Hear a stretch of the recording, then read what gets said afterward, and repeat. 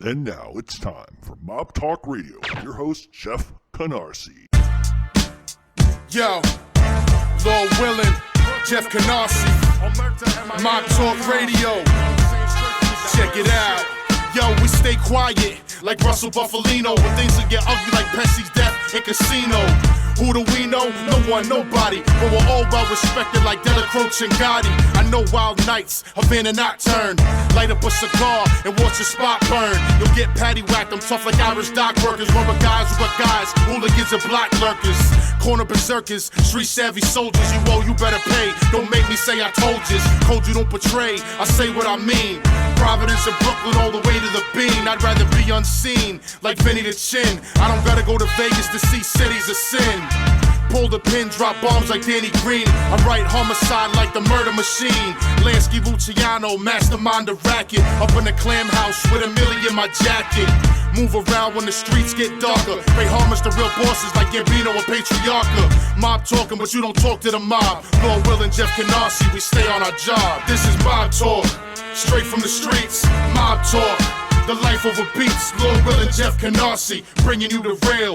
Kill all rats, you already know the deal. This is Mob Talk, straight from the streets. Mob Talk, the life over beats. Lord Will and Jeff Canarsie, bringing you the real. Kill all rats, you already know the deal.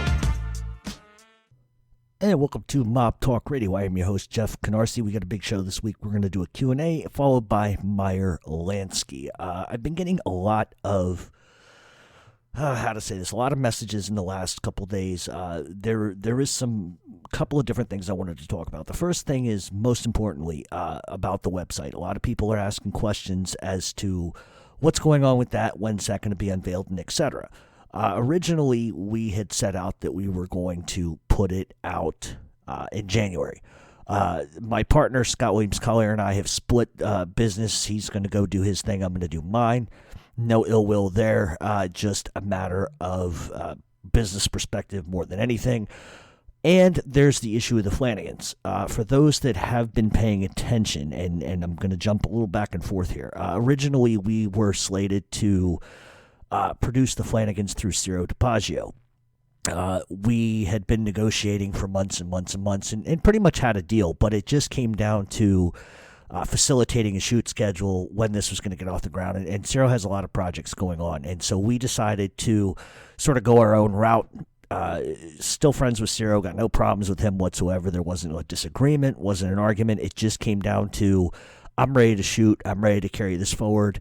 And I have the financing, I believe, set up to the point where we can actually facilitate that. And that brings me to the webpage. I'm going to leave that as it is for now. Because I want to take care of this filming. That's going to take precedence over what I want to do with the webpage. So the webpage will come at some point, but I'm very focused and intent on shooting the Flannagans and doing this the right way. And that sort of is at the forefront of what I do. So anybody wondering about the website and all of that, that will be coming, but it's not going to be for another probably 2 months at the minimum. So enjoy the show for free while you can. Okay, now the Flannagans. I'm also getting a lot of questions. So once again, I really want to stress to everybody, there was not an issue with Ciro DiPaggio. It simply was just a matter of, I'm ready to move forward. He has a lot of things scheduled on his plate. The dates didn't work, and so we're just going to go ahead and do it with a different production company. Actually, I'm going to produce it under the Modena Avenue Films moniker, which, believe it or not, is a street in Providence. So those that are in Providence can look that up. But basically what happened was we had a meeting last weekend and just decided to move forward. And within relatively, and I shit you not, within probably 2 hours, we changed the idea of the screenplay.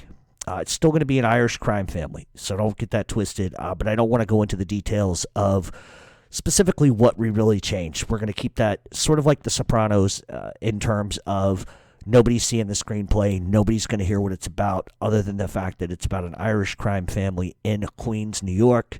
I think the story is a good one. It hasn't changed much. The characters are basically the same. It's no longer going to be a time period piece. It's going to be an up-to-date version. I think it's really good what we have going on. And relatively within a couple of hours of just recognizing that we were going to move on and do other things, it was amazing because a lot of people that I know and a lot of people that I know came forward and was like, yeah, we'll pitch in for this, whatever you want for this. So Seth Nicoletti and myself have gone on to discuss this with several different cinematographers and stuff like that. We haven't worked out a complete deal with a cinematographer yet, but we're talking to a couple of different people, and I expect something to really be pretty much taken care of in the next couple of weeks with that. That's definitely going to happen. Now, as far as funding, I believe that we're pretty much on pace to get what we need, and that's fine. So this is greenlit. We're definitely going to do it, and a lot of people have been asking me, how do I audition for something like this? First of all, I need to make one thing clear. We are shooting a pilot, okay? And so therefore, the way it's going to work is the entire cast, which originally was in the pilot that we wrote, there's been 20 or 30 incarnations of this thing. It's always, anytime you're crafting something creatively, there's an ebb and flow and a lot of things change. So we're not going to go with an entire cast because you have to shoot for what you can afford, what's financed, and et cetera, et cetera. So the larger parts, which we would have had we gone with Zero, is going to change. I cannot be specific to how many people are going to be cast, but it's going to at least be 10. Seth and myself are obviously going to be in it, and there's a couple other people that I've already talked to that have shown serious interest in being in it, so we're going to go with them as well. But for those that are looking to be in this, I cannot stress this enough. We are not making promises to anybody. Also, it's a professional shoot, therefore it's going to be very hard for us to cast people who don't have any experience in major roles. Doesn't mean that we can't find a gem sort of in the rough. It doesn't mean that we can't find a person to put in this scene to amplify a scene. It just simply means that somebody who's never done this before is going to be very hard for them to break into this, especially with a lot of money on the line. So all that being said, that's not to say that nobody has a fair opportunity, because everybody does. And what we will do, and I spoke with Seth briefly about this, who is also going to co-produce with me, amongst somebody else, is that we will hold an open casting call. And people in the New York area want to come to that, they can. We're also going to use casting companies and et cetera. And we're also going to take online submissions, because I think that sometimes there is a diamond in the rough, and you always have to open your eyes wide enough to see the greater picture here. And so anybody that's interested, what we will do is launch a Flannagans Facebook page. I haven't talked to Seth about that yet, so don't hold me to it, but I'm going to talk to him. We're probably going to have a Flannagans Facebook page, and people who are not really in the area, like if you live in Boston or Providence, you want to be in it, we will probably do something where you can videotape yourself. We'll give you a monologue or something like that, and you just do your best, and we'll let you know from there. You can submit your recording to us, and then we'll sit down with our people and kind of figure it out. But I think that's the fairest way to do it, and that way people don't have to drive all the way from wherever the fuck they live to come to New York for that. That would be kind of ridiculous. So we're going to give everybody an opportunity. We're always looking for other people that want to be in something. So if you're an actor and an aspiring actor and you're interested, by all means, don't think that just because you don't have experience, you don't have an opportunity. You do.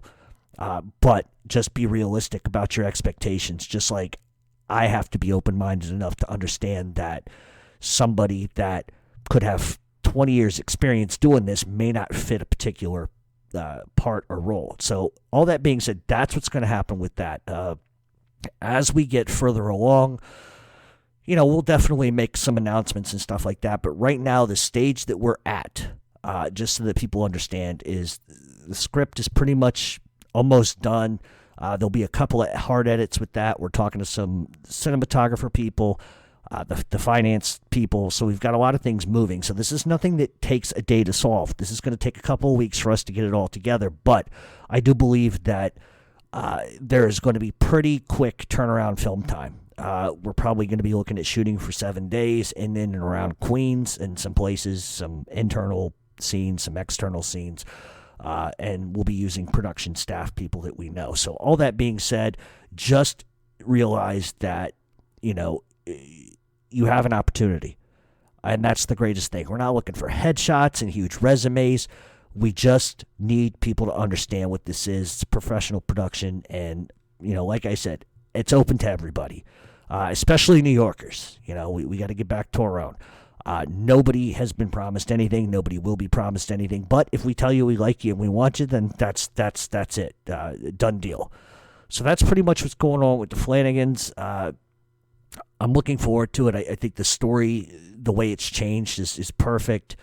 It's going to have a bit of everything in it, and we get to film in Queens, and that's probably the best part of it. And so people are probably going to ask me this next question, which is, well, if it's Queens, why is it about the Irish? The only thing I will tell you is this, the Westies. Just think the Westies. This is not a Westies piece, but it's going to have some serious common denominators with the Westies. So just believe me on that front. Any questions that you have, you can always drop me a line and message me and ask questions. But as far as shoot dates, I don't know. As far as casting dates, I don't know. A lot of other things have to happen before we even cast. I don't think it would be fair to cast a bunch of people and then something hiccup and then it doesn't happen. So I'm going to sit down with Seth this week and we'll figure out when we want to start kind of auditioning people, because I think the longer we audition, the better off we are.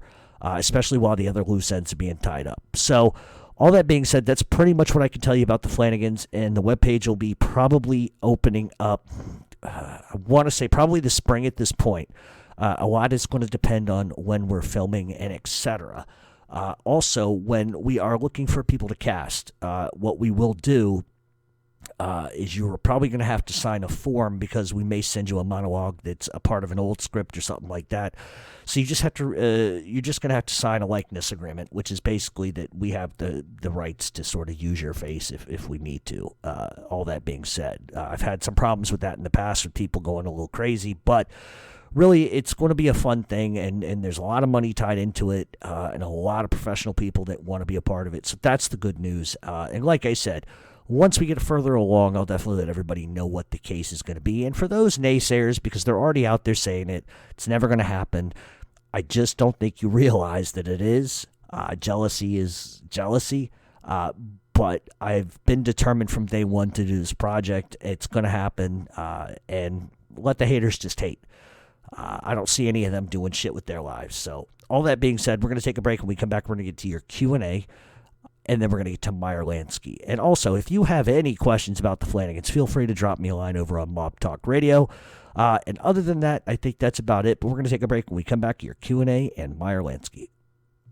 In my travels, I'm always looking for a clothing brand that I feel like represents me. Anybody can go to a store and buy a t-shirt with a gimmick. But if you believe in 3 core values like I do, loyalty, honor, and respect, then look no further than Omerta Brand Clothing. You can catch them at omertamia.com, OMERTAMIA.com, with locations in Europe, California, Boston, Brooklyn, Florida, Pennsylvania, and Washington.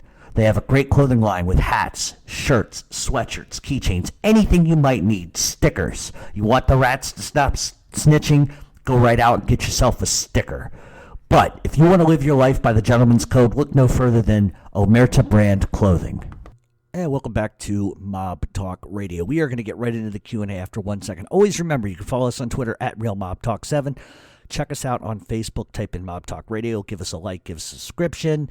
The only thing we ever ask that you do here, whether you love us or hate us, is just share, share, share. Now, some may be wondering why it took me so long to bring this out. And a lot of that is because of the film stuff. A lot of crap happened Saturday. Like I said, we moved on from that. And a lot of things started happening really quick. And when the iron's hot, you just got to keep wailing on it and just keep working it. So that's why. I am planning on turning around here on Friday or Saturday, doing another show. So please forgive me if it's a couple of days late. I've got a lot going on, a lot I'm trying to get done. Just been chaos, absolute fucking chaos. All right, so all that being said, we're going to get to your Q&A. Like I said, I picked a couple of questions because the Meyer Lansky show is very, very big. And once again, if I didn't get to your question, it's because it's a whole bunch of different variables in this. Either it's been asked a million times before, I'm not going to answer it again, or it's just too topical for me to touch, or it involves talking about people that are active, or etc., or people maybe I know and I just don't want to go there. So that's why I likely wouldn't answer it. So that being said, I'm going to try to get through these questions in a fairly quick manner, and then we'll get to Meyer Lansky. Okay, first question. Are there still Jewish figures that are still active today in organized crime? Obviously not as big as Meyer Lansky, but more along the lines of Hesh from The Sopranos. Seems like they started with the rackets, but the Italians perfected it. Of course, any ethnic line that you have, there's always going to be gangsters. Is it like it was? Absolutely not. But then again, the Italian mobsters of today, especially in the United States, being in New York, aren't the same either. As far as I really like the comment of, obviously not as big as Lansky, but more along the lines of Hesh on The Sopranos. Seems like they started with all the rackets, but the Italians perfected it. I don't think it's necessarily that the Italians perfected the racket. They were just stronger. And that's the thing. I think that if Meyer Lansky, and we'll hear in the Meyer Lansky show today, the Combination Mafia, if the Combination Mafia had never agreed to come along with the Italians, who knows what would have happened if they would have gone to war? Who knows? The Jewish conglomerate was incredibly strong, incredibly bright, and a lot of these rackets were theirs. So I don't think it's so much that the Italians perfected the racket. I just don't think that the Jewish conglomerate had the strength overall. In the interim, yes, but in the long term of it, they really didn't. But yeah, of course, there's Jewish organized crime. There's always going to be, but is it what it was? Absolutely not. Whenever people talk about the Colombos, all you hear about is Carmine Persco. But what about Jerry Lang or Andrew Russo? Were they heavyweights? One of them is still a big heavyweight. Listen, Carmine Persco, too, is still a heavyweight. Jerry Lang was a heavyweight in his time. These are all three of these guys that were mentioned were heavyweights, tough guys, street guys. But the reason why I think you still can, hear about the Colombos, obviously, because the Colombo Wars, and you got Greg Scarpa and Carmine Persco and all of that, and Carmine is still alive. He still runs that family according to the FBI, depending on what you want to believe. But he's a guy that has remained sort of in control of that family for 35, 40 fucking years now. So you probably don't hear about him because Carmine's an infamous guy. He's an infamous guy in a million different ways, and that's likely why you hear more about him than anybody else. Did Meyer Lansky get involved with the entertainment industry? How does that work when Cosa Nostra gets involved? Throughout the history of music, rock and roll, soul music, the mob has always been sort of in control of the records companies. They were in control in the day of signing these people and taking massive amounts of royalties, and they could use their political power and their strength in general to make sure that records got played. A good example would be Frank Sinatra, and I will use that example because I think that that's somebody that is universally known. Sinatra couldn't get his records played anywhere, and he ended up going to Skinny D'Amato, who owned the 500 Club in Atlantic City, who was pretty much a gangster himself. Sinatra couldn't get in any of these clubs. He couldn't get his records played. He met Skinny. They sort of liked his voice, and next thing you know, Sinatra becomes a huge star. Had it not been for Skinny D'Amato, Sinatra probably would not have had the career that he did. And so when a lot of people come to me and they say, well, Sinatra and his gangster friends, he owed his career to them, and he knew it. And there's a million others. Count Basie owed his career to them. Quincy Jones owed his career to Sinatra and the Mafia. There's a lot of these people. Frankie Valli, another one. Without the mob's influence, forget it. These guys never would have been able to become what they became. And so how they monopolize the industry, as far as I know, is record playing. If you can't get the records played, you can't build a base, right? So if I don't have YouTube, I don't have a platform for my radio show. But if I know somebody that can get me in YouTube, all of a sudden people are hearing me, the records or my recordings start getting played, the money comes in, and so that's how it sort of works. That and they monopolize on the royalties. And everybody knows this from the music industry going back to the 50s, and even in the 40s in some cases, is that the royalties, a lot of musicians didn't get royalties. A lot of musicians didn't get the rights to their own music. We're seeing a lot of that bucking the system now, where people want their royalties, people want to own the rights to their music. It's pretty sad when somebody like Michael Jackson could buy the Beatles' whole entire fucking catalog, and Paul McCartney can't even own his own music. And so where the mob sort of played this chess game is they put pressure on the record companies, they put pressure on the radio stations to play the music. and the rest is sort of history, and that's pretty much how it works. All right, is the mob still active in San Francisco? They are, but not the way you would think. California is pretty much open territory. I said before that the only real contingent that is still left is in Los Angeles, and that's the Gambino crime family. And there's also some Russian mobsters out there, but that all sort of went away when Jack Dragna was pretty much forced out, and that was pretty much the end of that. I know in San Jose there's some, but it's not like it was. Definitely not like it was. All right, according to some books that I've read about Lucky Luciano, it seems like he was pretty much persona non grata as he was in Italy because of the fame he held at the time. But then according to some documentaries on YouTube, he was a big drug kingpin even in Italy. What was Lucky's status in Italy? Okay, here's the thing a lot of people don't understand, and we're going to talk a little bit about that today because Lucky Luciano and Meyer Lansky were incredibly close friends. Luciano was always a drug dealer. Always a drug dealer. He was one of the first ones to organize the drug shipping lanes. That's what the Havana Conference was all about. Luciano was doing that years before it became sort of the five families got involved in it. And even when he was exiled back in Italy, he was still a huge drug dealer. He was able to control ebb and flow, and he was very much respected in Italy. Now, his status in Italy is something, and I don't know if you're asking what his status was with Italian, like Sicilian gangsters, or whether you're asking about his status with the American mafia. Once he was exiled in Italy, it was pretty much over for him. He did move to Cuba for a while, but it was pretty much done and over with, especially when Genovese started his shit.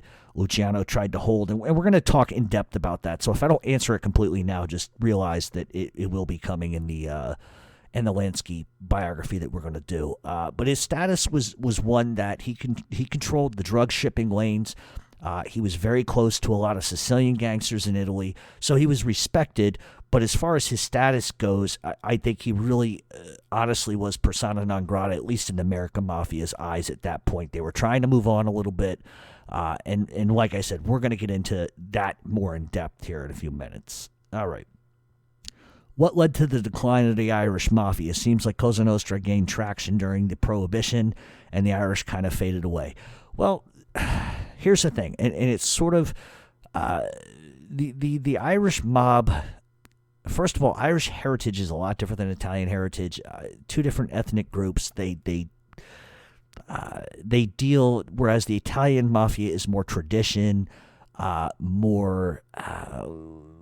I don't want to say Catholic. I don't want to cultish, maybe. It's more pageantry with the Italian mafia. There's traditions there, whereas the Irish are a little more wiry, a little more wild, and it's always the bottom line for the Irish mob, money.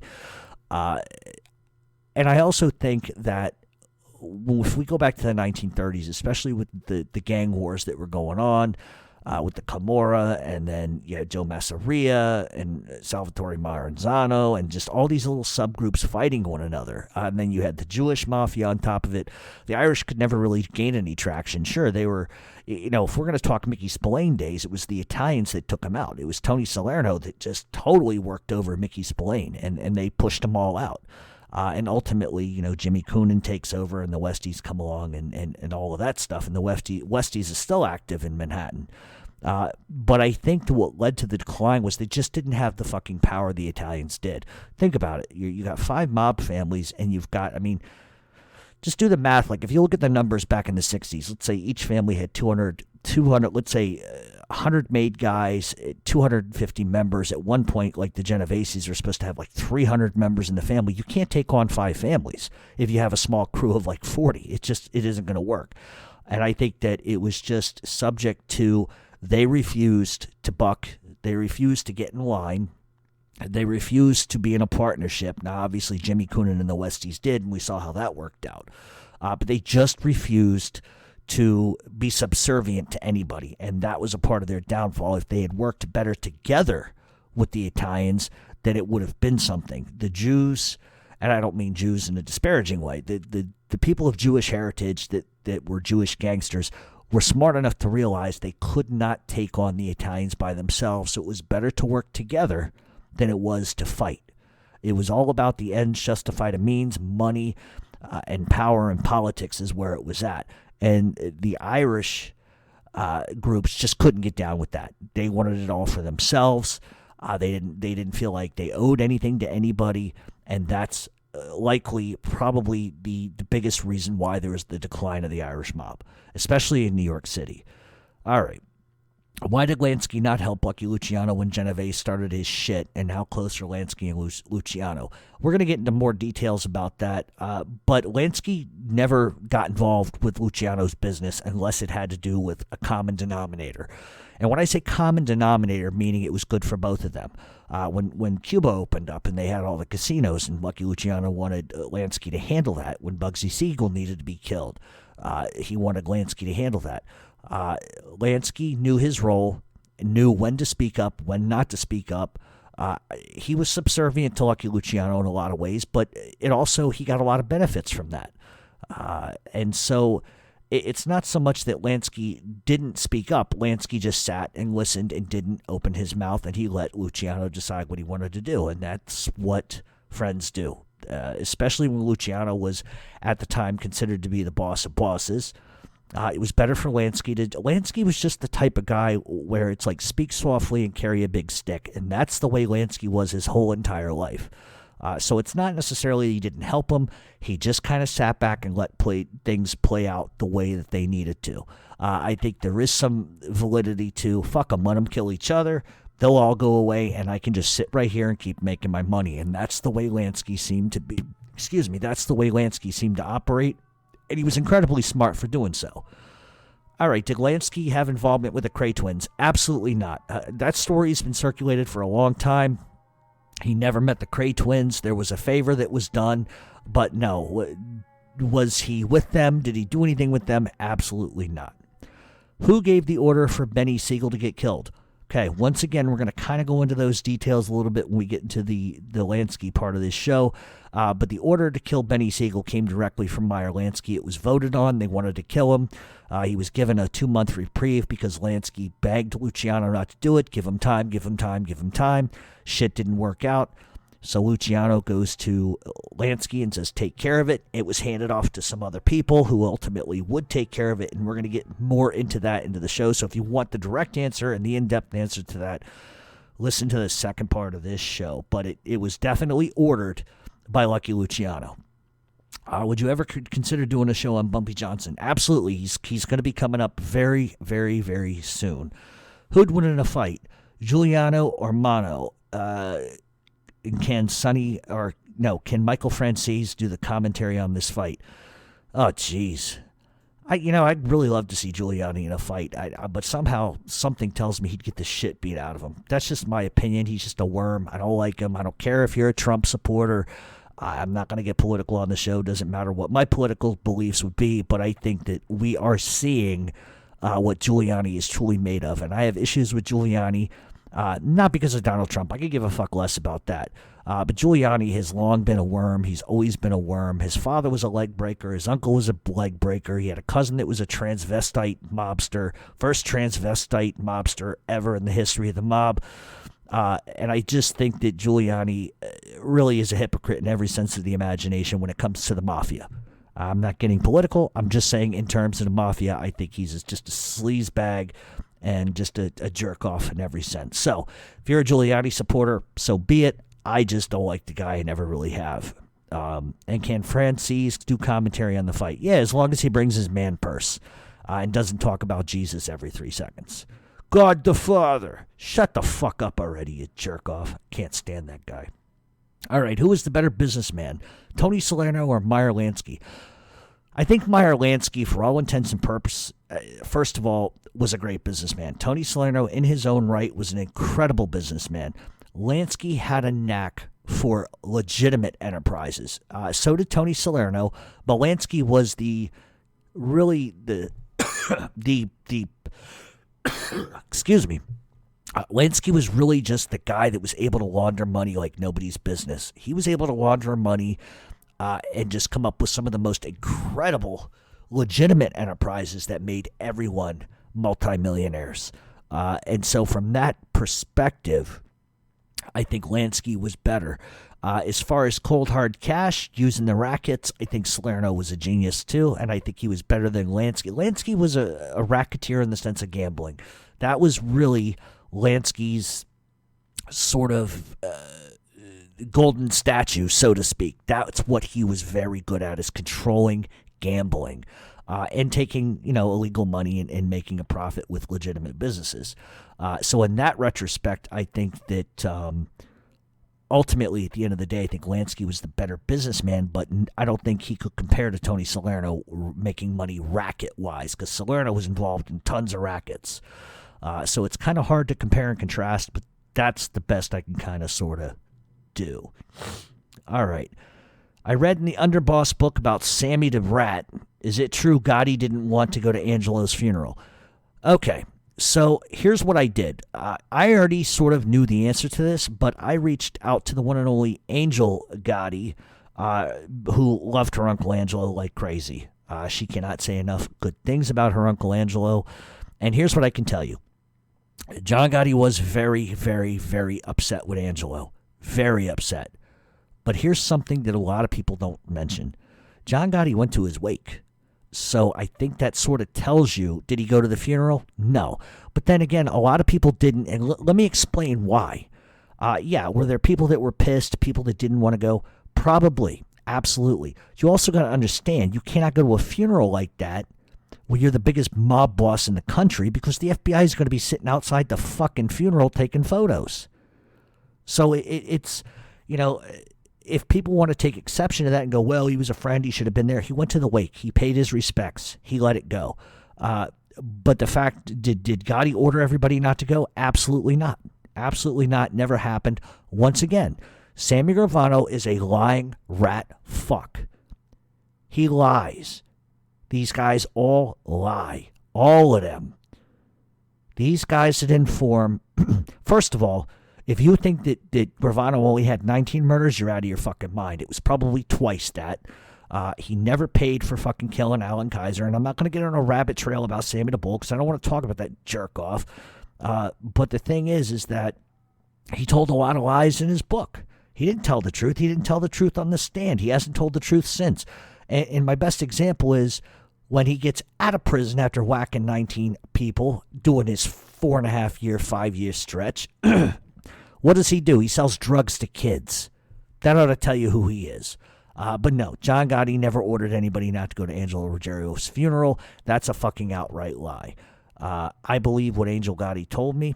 She loved her Uncle Angelo very, very much. She can't say enough things about him that they're all good. And I think that John Gotti was devastated with Angelo dying, but there were reasons that he was upset. And I think we all know those reasons by now. And we'll just leave it at that. All right. Going back to Donnie Brasco, Joe Pistone states that he was when he was sent for by Sonny Black, and that meant he was going to be killed. I heard that he was arrested, didn't rat, and went to jail to do his time, and they gave him a pass. Okay. I'm assuming what this means. Maybe this isn't written the right way, but okay. So basically what happened was, obviously, Sonny Black was killed. Sonny Black was killed. They chopped his fucking hands off because he made members of the mafia to shake a fucking FBI agent's hand. Sonny Black paid for it with his life. He knew he was going to be killed, and he still went to the meeting regardless. He was a man's man. He knew he fucked up. He knew he made a mistake, and he was killed because of it. He was definitely not arrested. He was fucking killed. This person who asked that is probably more confused by Lefty Ruggiero. Lefty Ruggiero was arrested before he could be killed. They did not just give him a pass because he got arrested. It just is a matter of fact that by the time he went to prison, it was years later, he gets out, he dies. Nobody gave a fuck anymore about that. He was done with that life. So, no, Sonny Black did not go to jail. He was pretty much just fucking killed for allowing an FBI agent to infiltrate the family. Lefty Ruggiero's the one that was actually arrested before he could be killed because they were going to kill him too because they blamed him for it as well. All right. What happened to the drug case in Jersey? All the defendants have quietly been released, and they have they all have priors. Did the feds fuck up again?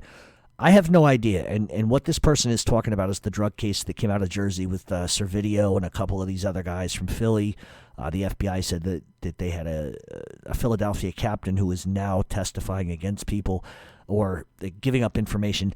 I cannot find a single thing about this, and this is what's very strange. There's a couple of strange things that are going on with this. The first thing is I can't find any information about this. Even checking Pacer, which usually has all of the government's sort of paperwork that they turn in, like how this trial's moving along, where are they going to, who's indicted, nothing. I see nothing. That's a little weird to me. That doesn't necessarily mean that the case is over, because I don't think the FBI was going to go out of their way to get indictments and stuff like that if they were just going to give it up. So I don't think that's the case.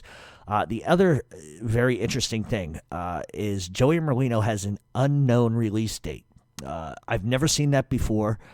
So if anybody is an attorney, I've asked a million different people and nobody can give me an answer, and I've never seen this before on somebody's sheet. If you go to the Federal Bureau of Prisons inmate search and you type in Joseph Merlino and you hit enter and all that kind of good stuff, it basically comes up with his regulation number where he's doing prison time. And usually guys that, get convicted, plead guilty, whatever the case may be, end up in prison. The release date is 6/17/2022, 24, 2037, 2048, whatever the case may be, and however long that the process is. Joey got 24 months. You figure, so, you add 24 months, to when he went in, which he went in right like the first 2 weeks of December. So naturally, the Bureau of Prisons database really gets updated very quickly. Usually within days that you're incarcerated, it updates. For some reason, Joey's says unknown. And that could be a couple of things. The first thing it could be is the BOP, the Bureau of Prisons, is just fucking lazy and they haven't put it in. But that's usually not the case. The second thing it could mean is that they don't know when he's getting out because there's another indictment coming. The reality is that true? I don't know. I've talked to top criminal defense attorneys who are familiar with this. They don't get it either. It certainly does not. It's not a good thing. It's not a good thing. What I do want to say is it does not mean in any fucking circumstances Joey's talking to anybody or nothing like that. That's not the case. Joey's a stand-up guy. He would never do that to begin with. That's not what that means. It simply means, from what I've seen and how I've seen this sort of play out at times. Like I said, I've never seen this specifically, but the fact that it says unknown tells me that he is getting indicted again. I hope to God that's not the case, but that's what I'm sort of led to believe. I'm sure that I'm sure my phone's going to ring in 2 days with a correction on that one. But the reality is that's what it could mean. I'm led to believe that that's the case. I don't think it would be an indictment out of Florida. It's going to be an indictment out of New Jersey or Philadelphia. I hope to God it's not New York. But there's another sort of situation which I don't want to talk about right now because I don't want to make anybody look foolish in any stretch of the imagination. But there is sort of an issue that I am aware of that I don't exactly think is a good thing for me to put out publicly, that there may be somebody talking from New York, and I'm not exactly 100% sure about that, and I don't want to put rumors and gossip in the ears of people. So let's just say that if it smells like a fucking pig, looks like a pig, chances are it's a pig, and I have some concerns about something that maybe happened here in New York that may sort of connect back to him, unfortunately. And I only believe that because of some shit that I've been hearing. But that doesn't mean it's real. That doesn't mean it's certifiable. So for anybody to say to me, oh, you're saying he's going to get indicted, I didn't say that. All I'm saying to you is I think the likelihood that he will is probably pretty good based on what I'm seeing and what I'm hearing. I hope that's not the case. If you listen to George Pucastasia and Dave Blowjob Ratweiser, they say an indictment's coming any day now, and they've been saying that for fucking a year now. So whether or not that's fucking reality or not, I don't know. But I have some concerns. I have some real legitimate concerns based on some stuff that I know. It's not super secret information. It's not anything nobody else knows. It's common shit that people from the streets know. I just think that anytime somebody is looking at an awful lot of time and they haven't been in trouble before, I just hope to God that people are smart enough not to have fucking told this person anything because it's going to come back to haunt them. You know, I've said that for a long time to friends of mine here in New York. It's sort of a subject of conversation that I have with some serious people here, is that there's a certain situation that I'm not going to get involved in or talk about that just leads me to believe that somebody's talking a little bit, and I just hope to God that it's really not the way it is. Because if it is, I'm going to be highly fucking angry. Just stupid people. So, like I said, until I find out exactly what this unknown business is all about, there's no reason why it shouldn't have been put in the BOP already. That just kind of makes me wonder, if there is an indictment, at least a sealed indictment coming. I'm not sure. Don't take my word for it. Don't get all crazy and start calling everybody in South Philly asking, because, like I said, I'm speculating, not saying it's true, just saying it's speculation based on some variables that I know about that other people may not. But we'll see. Hopefully that's not the case, and hopefully it's just some shithead eating a fucking donut at a fucking desk jerking off to midget porn and just didn't type it in. But like I said, I've been dealing with the BOP for a long time as far as talking to inmates, visiting inmates, stuff like that. I've seen things get fucked up before, but never like this. Never like this. So all that being said, I don't know what's going on with Jersey, but as soon as I can find out more information, I'll definitely let everybody know. But it's very, very, very conspicuously quiet, and that's a little abnormal, to be perfectly honest with you. Okay, why was John Gotti made a captain so fast? Did it have to do with the hit for on behalf of Carlo Gambino and his nephew? Absolutely. John Gotti was given a promotion, because John Gotti could fucking earn. John Gotti was willing to do things for his family when asked, and that was his sort of, I don't want to say present, because that's a fucked up way to look at it. His promotion was because he took a pinch for something somebody else was involved in and something he was involved in, and he kept his mouth shut and he did his time like a man, and that's why he got a promotion. And that's how that usually happens. All right, was Lucky Luciano a rat? I read somewhere he testified in order to get himself out of trouble. He did twice. Now, I had this conversation the other night with some very good friends. Doesn't matter where I was, but the point is that we had a discussion about Lucky Luciano. And Luciano did rat. Luciano twice, and then besides testifying, but multiple times gave information about other criminals to get himself out of hot water. Now, that makes him a rat, yes. Here's the thing, though. We have to go back to the time period. I'm not justifying it. But what I am saying is we got to go back to the time period. Genovese did it. Gambino was doing it. These guys all told on each other. Gambino and Costello basically got fucking Genovese a life sentence by dropping a dime. Genovese also dropped a dime on other people as well. So Genovese actually went to the FBI and to the United States government and told them that Lucky Luciano was in Cuba, getting him basically exiled out of Cuba back to Italy again. So the idea that these guys didn't fucking go tell people shit, they did. That's the reality. Does him testifying make him a little more of a shitbag than the others? Sure. But it's not like Luciano was ever looking at a murder rap. He just put information out there. It was usually a rival. But this is the way that things were done. I'll let you guys kind of put the trimming around that fucking nugget the way, however you want. I wouldn't consider him an out-and-out rat, but did he? Yes, he did. I can't lie about that. All right.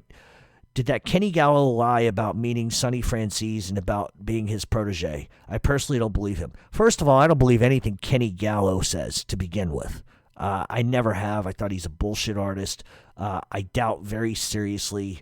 He may have met Sonny Franzese, but he was never his protege. That much I could tell you for 100%. He's full of shit. You got to be careful what you believe about these guys that come out and want to talk all this kind of crazy shit. And here's my thing. If you grew up in the mafia and you get out on your own terms and you want to become a fucking an interviewer, a podcaster, why can't you just leave the mafia shit alone and just talk about something different? That makes these guys rats in my book. You Sal Polices of the world. There's a couple of other ones that do this kind of shit. Listen, if you leave that life behind, that's great. Leave it behind. You're doing yourself you're no better than Joe Bonanno. When Joe Bonanno came out and wrote the book, which led to the commission getting arrested and locked up and sentenced to the rest of their lives in prison, you're no better than Bonanno because you're doing the same thing. You're talking about other people. You're talking about other things. You're talking about crimes. It's like, shut the fuck up already. Move on with your life and find something else to do. These guys can't do it. They can't let it go. They never have been able to let it go. And listen, it's not to say that I don't respect the guy that leaves the streets and finds his niche and finds a way to make money. But there's other ways to make money besides talking about your fucking life all day. Change, ebb and flow. But these guys are no different than anybody else. If they had any respectability, they left the life. They leave that life in the past. They start a new life. Talking about the old life doesn't matter no more, but they all do it. So that should tell you something. A lot of it's ego. And a lot of these guys make themselves out to be bigger and badder and richer than they ever were. And Francis is probably the most guilty of that fucking bullshit. All right. In your opinion, of all the informants, who are the worst? Who did the most damage? Who was the most unbelievable? All right. Who did the most damage? I think Philip Leonetti did damage. I think that Sammy Gravano did the most damage. I think that Joey Massino did a shitload of damage. But I think ultimately the worst informant we've ever seen is Joe Valachi. And the reason why is because the government had no fucking clue about the mafia. J. Edgar Hoover knew, but he tried to protect him. But Joe Valachi's the one that put it out first. That makes him the fucking worst. That makes him the biggest pile of scum ever. The most damage, it's going to be between Joey Massino and Sammy the Bull. Sammy the Bull wasn't just by himself damaged a lot of people, but Philip Leonetti came right behind him and helped. Those two are like the gruesome twosome together. But of them all, I think that Sammy Gravano probably did the most damage to the mafia. A lot of people blame John Gotti for that, but I've been on record as telling you that that's not the case. Who is the most unbelievable? I can tell you who the most believable was Joey Massino. Not to say that rats don't lie, because they all do. They all overinflate everything to save themselves. That's what they do. But the most unbelievable really isn't any of them. It's probably going to be J.R. Rubio. And there's another guy, but I can't legally mention his fucking name. But I think there's two that are the most unbelievable. One, I've been on record as saying before, but J.R. Rubio was probably one of the most unbelievable fucking witnesses and rats I've ever seen in my life. Couldn't keep his story straight from A to B. Was reduced to making up lies about Joey Merlino and some mistress just to get everybody agitated and amplified in there. He just couldn't keep his story straight from day one to day two. And when you call him out on it, he gets awful angry and sends death threats. That's what J.R. Rubio does. But he's a scumbag. He's not a gangster. He's a fucking crackhead and a wife beater. That's all he is. That's all he's ever going to be. And fuck him too. All right. Why do people put rats on pedestals? With Sammy Gravano, people act like he's Jesus, yet they can't forget he ruined lives. Why does Gravano seem to get a pass and others don't? I think people put these guys on pedestals not because they told on people, but because they recognize probably the fact that they're gangsters. First of all, the majority of people who put these fucking animals on a pedestal don't know gangsters. They don't understand the streets. They don't understand organized crime on any fucking level. They see it on TV. They all think it's like Robert De Niro and fucking Joe Pesci, and it is to some extent, but it really isn't at the end of the day.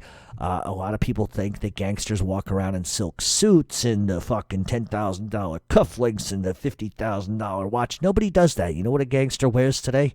A black leather coat, jeans, and a fucking t-shirt. They don't dress like that. That is Hollywood fiction. That is Hollywood fiction. So, listen, when it's a church service, a funeral, a very business-like thing, sure, of course. But everyday wear, are you fucking kidding me? They don't even wear tracksuits. Get out of here. They dress like normal fucking people. That's the difference, and this is how you can tell a wannabe on Facebook versus a real guy. A wannabe's wearing the tracksuit, wannabe's wearing the silk suit with the big pink earrings. Fakes, wannabes. They've watched too many fucking movies. They've watched Goodfellas one too many fucking times. Guys don't dress like that. Get real. So I don't think it's so much that people put rats on pedestals. I just think that they don't know any better. Unfortunately, Sammy Gravano gets a lot of street credit. Sammy Gravano was a gangster. I'm not going to ever take that away from that guy, but he's a piece of shit in a million different ways. And I've been on record as saying why. Gravano seems to get a pass and others don't. I don't think Gravano gets any more of a pass than anybody else. I think that the problem is that the mafia doesn't do what they used to do. If this had happened in 1974, Gravano would have been fucking killed before he ever got to fucking court. That's reality. You go back to Philadelphia in the 90s, they kill witnesses very quick. They didn't fuck around. That's gangster. But today, with cameras on every corner and the way that things are different, they just don't do that anymore. I think, and I've been on record as saying this, if they went back and started doing that, you can control a lot of it that way. If people think that you're going to fucking kill them or your brother or your cousin over you testifying, believe me, they're going to think twice about fucking doing it.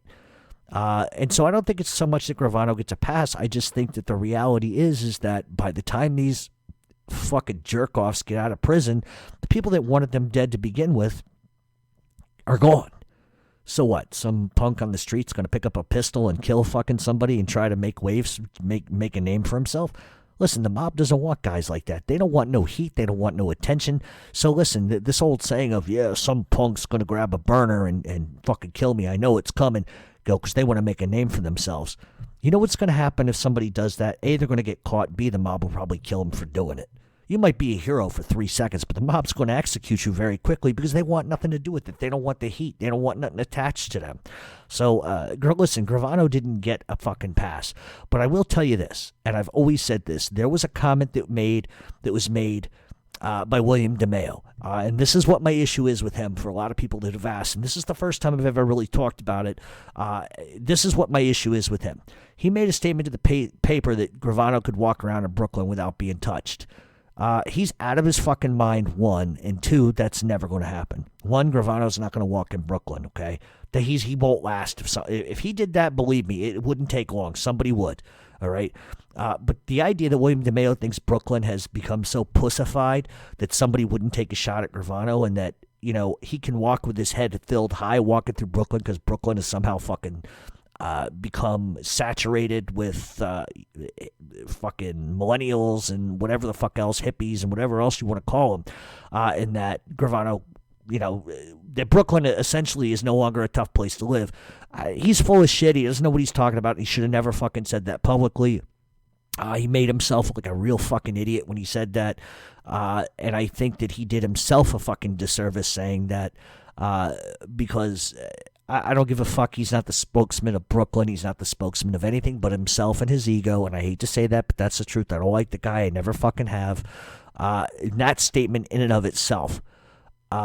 Listen, I know he's an actor and I know he wants to do films and he wants to film his own shit and he has to take a political stance and he has to say the safe thing. I totally understand that. But don't sit there and stand in the corner waving your John Gotti fucking t-shirt and then fucking say something almost fucking complimentary about Gravano. You're out of your fucking mind. You're out of your fucking mind. Don't wave a John Gotti t-shirt and then say, well, Gravano could walk down the streets of Brooklyn and nobody'd fuck with him. You're out of your mind. You're wrong. And it's like, know your fucking role. Know your fucking role. It's as simple as that. So if anybody asks me, that's why I don't like William DeMeo. That's why I never will like him. I don't agree with that statement. I can tell you for a fact, if fucking Sammy Gravano walked down the streets of Brooklyn, somebody would take a shot at him. You know, if they didn't shoot him, they definitely try to fuck him up. Guaranteed. Because there are still people that fucking remember what he did. The Williams and the DeMeos of the world who have no connection to the streets, know nothing about the fucking streets other than watching Goodfellas, because that's the fucking truth, has no idea. And I think for him to even say that is just fucking repulsive. And it just shows how utterly infantile he is when it comes to thinking like the streets. I'm sure he's a nice guy. I've never met the prick, ever. But I just had a problem with him saying that because I think he made Brooklyn look soft, and I don't think Brooklyn is soft. I think William DeMeo is soft, but Brooklyn is definitely not soft, and I don't think there's any way that Sammy Gravano is going to walk down the streets of Bensonhurst or Bay Ridge and not have a problem, because people have a long memory. All right, so I mean, other than that, listen, he's entitled to have his fucking opinion. I just think it's a stupid fucking thing to say. That's just me. Especially when you're going to wave that Gotti flag on at every opportunity that you get. Gotti, Gotti, Gotti. You know, it's like, come on. Stay out of the conversations of gangsters and just stick to acting. That's what I would do. That's just my opinion. All right, top 5 mob hitmen ever. Ooh. Let's see. Albert Anastasia, Tommy Patera, Roy DeMeo, Sam DiStefano, and probably Chuck Workman. If you don't know who Chuck Workman is, we got a good show coming up on him. But those are my 5. All right, what was the real decline of the Chicago outfit, Al Capone or Sam Giancana? Giancana by far ruined the fucking mob in Chicago far greater than Capone ever could. First of all, Capone was not mafia. Capone was a gangster, street gangster. There's a difference. Al Capone didn't make people. Al Capone didn't work with just Italians. Al Capone would hire anybody. He didn't give a fuck. It was all about taking it to the Irish ass, taking it to the Germans' asses, taking it to anybody's ass who's gotten his way. Capone was not. A lot of people put Capone on their wall thinking he represents what mafia is, and Capone was not a mafia guy. He was a gangster. There is a big, big, big difference. Giancana was a fucking gangster, mafioso. But Sam Giancana did so much damage to the mafia, it's not even silly. I could go from A to Z to the McGuire sisters, Sinatra, the Kennedys. Giancana really sort of came into his own as a result of there just sort of being a power vacuum, and because of his ties to some very powerful people, and then you add the Kennedy thing, that's how Giancana kind of got where he was. Giancana was not a great boss, absolutely at all. In any stretch of the level, Capone was 8 times the man that Giancana could have ever been. But the reality is that Giancana was mafioso, whereas Capone was just street gangster. Big difference. But Giancana toppled the Chicago outfit 10 times over what Capone could have ever done. All right, who's the toughest Chicago guy currently? The toughest guy currently. I don't know if I should say this, but they're first of all, a whole bunch of guys just got released in Chicago. But in my opinion, there's a guy named Albert Vena. He is absolutely one of the toughest motherfuckers ever. I don't really want to go into his life story. I don't want to go into where he is on the chain of command. And I don't know him, for the record. But aside, if I ever had a problem in Chicago, that's the first guy I'm going to go see, because that's a guy that can get shit done. He's an absolute tough guy. And as far as I'm concerned, I think he's the toughest guy in Chicago. Totally, unequivocally, fucking hands down, Albert Vena. All right, if you could be in the mob, any family or faction of any state, which one? All right, any mob, any family, any faction, a state. Probably Chicago, believe it or not. That would be my first choice. I think Chicago has a vibe about it. I've been to Chicago many times. Chicago is a great place. And the guys there are a different breed of animal. They deal with things in a different kind of way. They're very, very tough individuals. You got to be from Chicago. I think Chicago is a throwback to the golden age of the mob, just like I say that Philadelphia is. Philadelphia is like the roaring 1960s of the New York Mafia. That's just the way they sort of operate, and so there's some nostalgia there as well. But that would probably be my first choice if that's the way it was going to roll. And then probably after that, probably the Genovese crime family, the Gambinos, obviously. Those are the 2 big ones here in New York. But Chicago definitely first. Chicago's rebounding. Listen, Chicago's not fucking around. That's the place you don't want to fuck around in. These guys are not soft by any stretch of the imagination. And there's a reason why you're not hearing a whole lot. So there you go. All right, I know you're not a fan of Dave Ratweiser or George Anesthesia, but at what point do they stop lying and covering up for their inside sources, which are obviously rats in the FBI? They seem to be enamored with Ron Previty and John Vesey, yet shit on other guys. I think the fairest way to really answer this question is to say you're absolutely incredibly right, 100% right. They love Ron Previty. They could never say enough about Ron Previty there. I'm a fat fuck, Joey Merlino. Listen, I know I make fun of Ron Previty, and he is deceased, but I always thought Ron Previty was a jerk-off. He tried to get Joey, couldn't do it. He pulled the wool over Natalie's eyes, but that wasn't too hard. Natalie was a blind fuck anyway. Complete fucking idiot on every level. John Stanfa was a tough guy, but John Stanfa too got blinded by a lot of shit. Listen, you can never underestimate the power of youth and the power of being close. I've said this a million times about organized crime, especially people that grew up together. They all know each other. They've known each other 20 years. You can't crack that fucking bottle, no matter how hard you try.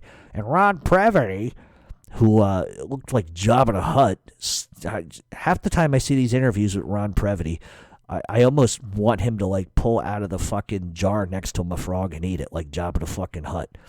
Well, Joey Merlino will eat this fucking frog. Joey Merlino, it's just, for some reason, George Anastasia and Dave Ratweiser love rats. They love talking to John Vesey. They love talking to other informants. They write books about nothing but informants. They love Philip Leonetti, but yet they talk shit about everybody else. And I love the tongue-in-cheek walks they go where they're hand in hand underneath the trees, and they're just looking at each other, gazing in each other's eyes, talking shit about everybody, outing every motherfucker that's in South Philly, putting names and titles on guys that 90% of the time they get fucking wrong. And I love it. Nothing makes me happier than to see those two walking hand in hand and a dog taking a shit behind them in a fucking lawn. Because I don't know if anybody's seen that one. That one's a hilarious one. There they are. They're holding hands. There's nice opera music playing, and they're talking about Joey Merlino and a bunch of other people. And there's a dog taking a shit like 4 feet behind them. It's fantastic. I want to sign that dog up because that dog's got fucking class because he recognizes shit when he sees it and will just lay a nice hot fucking steamer right behind him because that's the way those guys are. Listen, the thing is, nobody in their right mind that's a made guy in Philly is going to really talk to them for any length of fucking time. I will go on fucking record as saying this, and if it gets me in trouble, so fucking be it. When that fucking shitheel, George Ratweiser, drove all the way up to see fucking Joey plead out, he sat there in the courtroom trying to talk to Joey. Joey's looking at me, rolling his fucking eyes. He doesn't want to talk to the guy, but he's going to be nice. He's in the courtroom. He's got to be. Guy gets up and walks away. Joey's like, that guy's a fucking jerk-off. And he is. He's a complete and utter jerk-off. And what does he do? He bum rushes Joey right out of court, trying to get him to talk shit about why he pled guilty. Come on, asshole. You were in there. You knew what the fuck happened. Why are you asking stupid fucking questions? And then he got lippy with me, the little prick. And I was really, really heartbroken when that piece of shit didn't come for the sentencing. Oh, I was really waiting for my fucking moment. I mean, I had my way with the fucking press coming out. They called me one of Joey's goons. Called them vultures and jerk-offs. And I don't know, that's one of the proudest days of my life, calling those people what they are. But the reality is look, they talk about rats because that's where they get their information. They get their information from the FBI, they get them from rats, and they get them from other people. And I know the people that tell them shit, and it is what it is. Listen, you got to distort reality a little bit. But like I said, to their own credit, and I hate to say this, is that nobody in their right mind is going to fucking tell them a fucking thing. Nobody in their right mind is going to tell them anything that's real. So they get their information from rats and these little pissant fucking nothings on the fucking street who think they know everybody. They drop them a dime and they all of a sudden it turns into some weird, wild conspiracy theory. And I'm really surprised that Dave Ratweiser and Anastasia aren't sitting next to fucking Ron Previty's corpse at a bar and Ralph Natale gumming some hooker's elbow in a story about Joey Merlino killing John F. Kennedy. I'm really surprised they haven't done that yet. Listen, is their information good? Sure. Was George Anastasia a great author? Sure, but he writes rat fiction. That's all it is, rat fiction. And I lost all respect for both of them because they both fucking lie and they don't tell the truth. And they want to put people's photos on fucking TV and give them a position and a fucking title that isn't even fucking A, true, and B, think about what you're doing. Think about what you're doing. You're putting a guy's face and a title. You know the fucking FBI is watching. You think George Anastasia, if the FBI comes to him, is not going to tell the FBI what he knows? Of course he is, because he's a fucking rat. Hence, Anastasia and Ratweiser, a love story. No, it's just be realistic about the whole fucking thing. Guy, they're both garbage pails, and that's the reality of it. I understand they got a job to do. I've said that a million fucking times. But what you don't have a right to do is put people's faces, names, and titles on a fucking video, making an assertion that you can't fucking back up based on what information? On what information? Did you hear a toilet flush? Ron Previty come back from the grave using a fucking Ouija board, and Ron Previty goes, Joey Merlino. Is that how they get their information? No. They get it from idiots on the fucking street. They talk about it, they film it. Next thing you know, the FBI is like, all right, let's build the fucking organization structure now. And they're going to get it wrong, but they're going to get some fucking rat that's going to come up and verify that and say that that's true. And it's not going to be true. And guess what? A motherfucker's going to take a pinch because of that. That's what I have a problem with. They want to write books about Ron Previty wearing bras and whatever the fuck it is that he did with Ralph Natali and the privacy of his own fucking oversized bathroom. Then that's his fucking business. But you just don't have any right putting people out like that. You just don't do that. It's just whatever fucking happened to like integrity with fucking journalism. And that's where I draw the line. So, for all that being said, I hope I answered that really the way that you wanted me to. Probably not. But, poor Ron Previty. So those are going to be all the questions that we're going to get to. I'm banging on an hour and 6 minutes already, and we got to get to the Meyer Lansky show. So what I'm going to do is I'm going to take a quick break. Yes, you're going to be stuck hearing the Omerta guys clothing line. Listen, if you have not gone to omertamia.com, make sure you do it. You can get some Stop Glorifying Rats t-shirts. I took a bunch of them down to Philip Narducci. He's got a whole box of those fucking things. They're popular shirts. A lot of guys like to wear them. People stop me in the street all the time, and I give away a lot of the stuff. I don't keep much of it, but I give it away to people who want it, and they're gimmicky little shirts, and a lot of famous people are wearing them, and I think that there is a code and a loyalty that needs to be talked about, and that's what that brand represents. So you're going to have to struggle and listen through another commercial for those guys, but they're great guys. They've done a lot for me. They continue to do a lot for me. So if you want to Stop Glorifying Rat shirt, a hat, a sweatshirt, a coat, a fucking beanie, whatever the fuck it is you want, go to omertamia.com. They're going to hook you up, tell them I sent you. And with that, we're going to take a break. When we come back, we will get into Meyer Lansky. In my travels, I'm always looking for a clothing brand that I feel like represents me. Anybody can go to a store and buy a t-shirt with a gimmick, but if you believe in 3 core values like I do, loyalty, honor, and respect, then look no further than Omerta Brand Clothing. You can catch them at omertamia.com, OMERTAMIA.com, with locations in Europe, California, Boston, Brooklyn, Florida, Pennsylvania, and Washington. They have a great clothing line with hats, shirts, sweatshirts, keychains, anything you might need, stickers. You want the rats to stop snitching? Go right out and get yourself a sticker. But if you want to live your life by the gentleman's code, look no further than Omerta Brand Clothing. And welcome back to Mob Talk Radio. We are going to get into Meyer Lansky. Meyer Lansky was born in 1902 in Belarus, which at the time was Poland but controlled by the Russians. In 1911, he immigrates to the United States through the port of Odessa with his mother and brother, and they ended up meeting up with his father, who had already immigrated to the city 2 years prior. His father had pretty much dropped roots in the Lower East Side of Manhattan. As a teenager, Meyer would meet and befriend Benjamin Bugsy Siegel, and they would end up being lifelong friends until Benny Siegel's death years later. As teenagers, Lansky and Siegel would move into bootlegging and shakedowns, which would draw the ire and the attention of Charles Lucky Luciano. Meyer and Benny would begin their own criminal organization, which was called the Bugs and Meyer Mob, and they would be known as one of the most violent prohibition gangs to ever have existed. As a teenager, Luciano actually attempted to shake down Meyer Lansky for protection money. Lansky would not have it, and he ended up fist fighting Luciano. Not only did Lansky refuse to pay Luciano, but was willing to kill him in the streets over it. Luciano at that point realized that Meyer Lansky wasn't a punk, and he would end up becoming close friends with Lansky, recognizing that Meyer Lansky was a tough kid and wasn't going to back down from any threats from anybody. The Bugs and Meyer Mob was the predecessor to Murder Incorporated. The reason why Meyer and Bugsy Siegel began the organization was to combat the Italian criminal groups and the Irish gangs.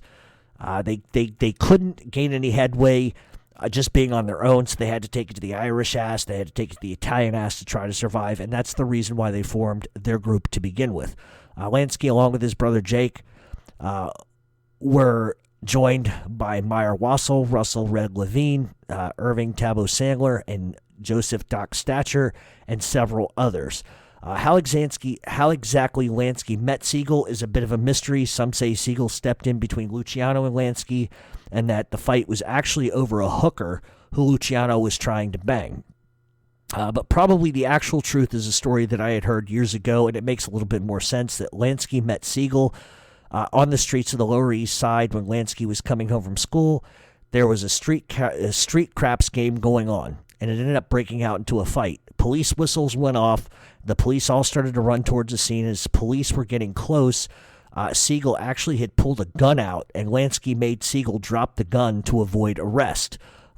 Siegel absolutely lost his fucking mind about losing the gun, but he realized that Meyer Lansky was just looking out for his best interests, and that's how they became friends.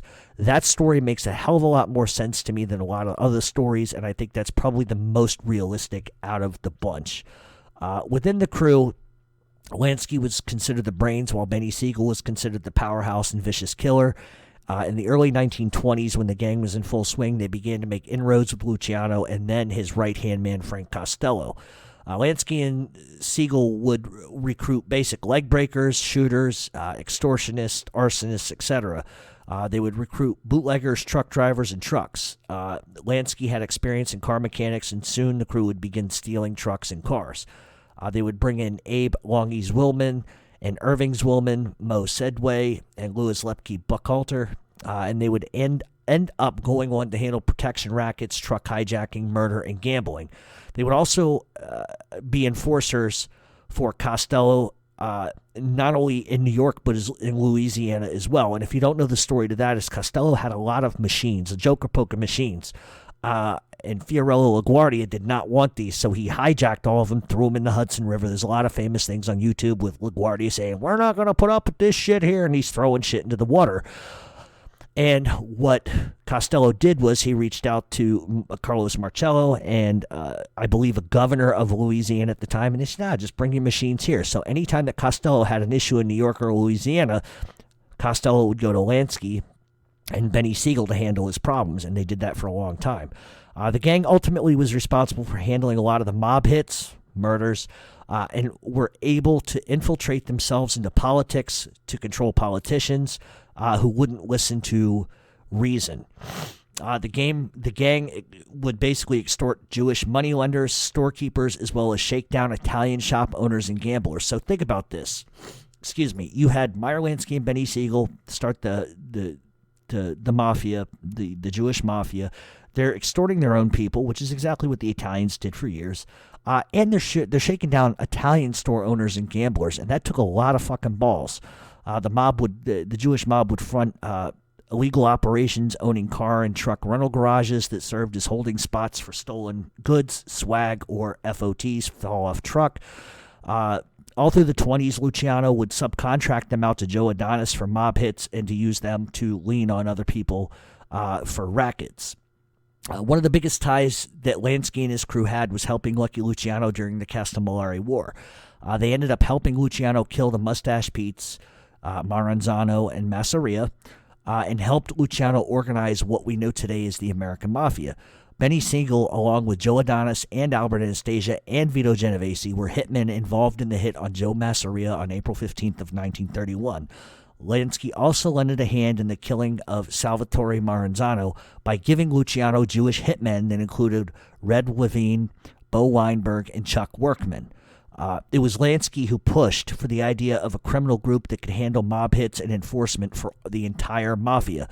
This group later would become known as Murder Incorporated, and Louis Lepke and Albert Anastasia would be the de facto leaders of Murder Inc. So what you had was Louis Lepke, who was Jewish, Albert Anastasia, who was Italian, who ran Murder Inc. And this was devised by Meyer Lansky so that rather than continue to just keep subcontracting one side to the other, let's just design our own little thing where if the Italian mob needs somebody killed, we go to this group. And so that way it was just all-encompassing.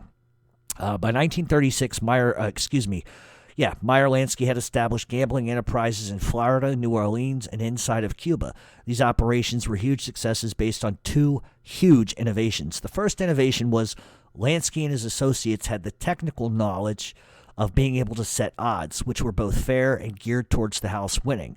He would utilize these skills in every sense of wagering on anything anybody could possibly gamble on. The second innovation to that was he was able to bribe law enforcement, which allowed him to keep his rackets underground, and he was able to keep it physically protected from prying eyes. His payoffs would keep the cops on his side and would keep other mobsters sort of at bay. So if anybody wanted to encroach on his gambling dens, they couldn't, because he owned the police, he owned the politicians, and he had enough strength with Luciano that they would stay out of his fucking way.